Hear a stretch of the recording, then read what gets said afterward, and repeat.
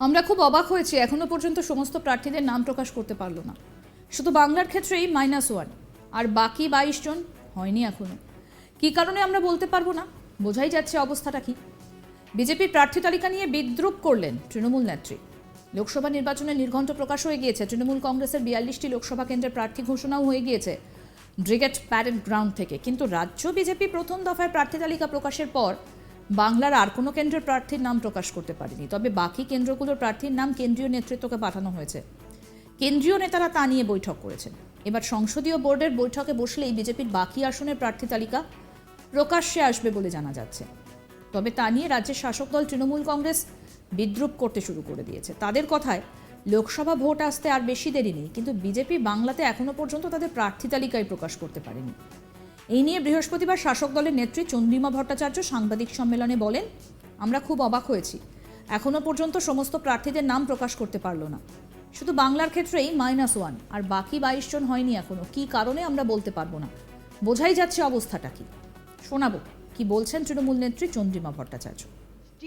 আর একটা বিষয়েও আমরা একদম বিস্মিত হয়েছি।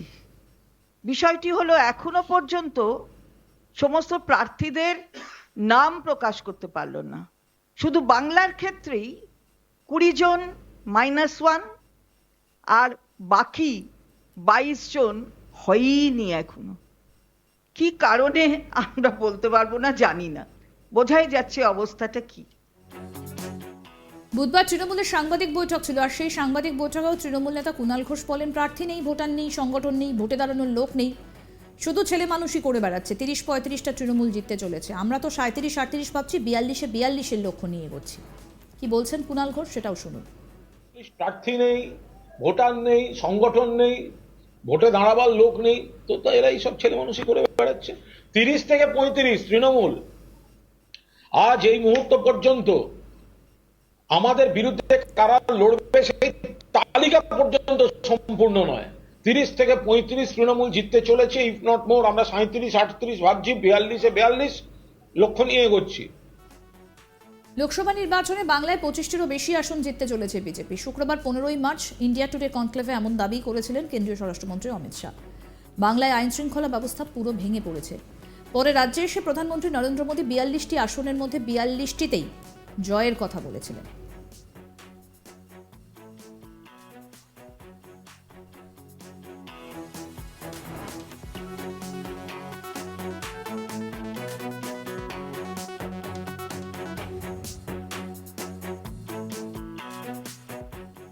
কিন্তু কেন বিজেপি এখনো পর্যন্ত দ্বিতীয় লিস্ট প্রকাশ করলো না, সেটা নিয়ে খুব অবাক হয়েছি, বলছেন চন্দ্রিমা ভট্টাচার্য। কি বলছেন তিনি, শোনাবো। আর একটা বিষয়েও আমরা একদম বিস্মিত হয়েছি। বিষয়টি হলো এখনো পর্যন্ত সমস্ত প্রার্থীদের নাম প্রকাশ করতে পারল না।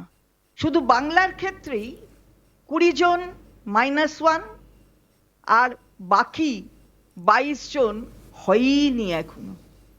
কি কারণে আমরা বলতে পারবো না, জানি না, বোঝাই যাচ্ছে অবস্থাটা কি। লোকসভা ভোটের আগে আর মাত্র হাতে গোনা কয়েকটা দিন, ইতিমধ্যেই যুযুধান সব পক্ষ লড়াইয়ের ময়দানে। তৃণমূল কংগ্রেস ইতিমধ্যেই 42 জন প্রার্থীর নাম ঘোষণা করে দিয়েছে অনেক আগেই। বিজেপি প্রথম দফার প্রার্থী তালিকা ঘোষণা করলেও এখনো পর্যন্ত কিন্তু বাকি প্রার্থীদের নাম ঘোষণা করেনি, যদিও শোনা যাচ্ছে সেটা হয়তো 2-1 দিনের মধ্যেই ঘোষণা করা হতে পারে। তবে কুণাল ঘোষ, তৃণমূল কংগ্রেস নেতা, তিনি বলছেন প্রার্থী নেই, তাই ঘোষণা হয়নি। শোনাবো কুণাল ঘোষেরই বাকি বক্তব্য এই বিষয় নিয়ে, সেটাও শোনাবো। প্রার্থী নেই, ভোটার নেই, সংগঠন নেই, ভোটে দাঁড়াবার লোক নেই, তো এরা এইসব ছেলে মানুষই করে বেড়াচ্ছে।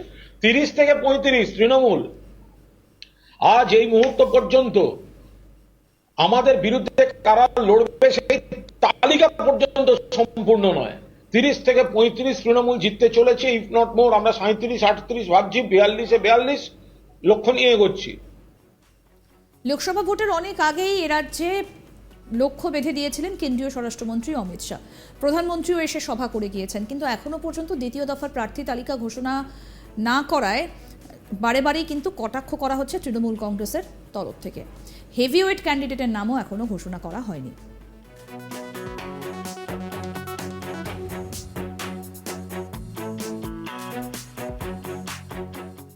আরও আপডেট পেতে দেখতে থাকুন আজ তাক বাংলার ইউটিউব চ্যানেল, সাবস্ক্রাইব করে নিন।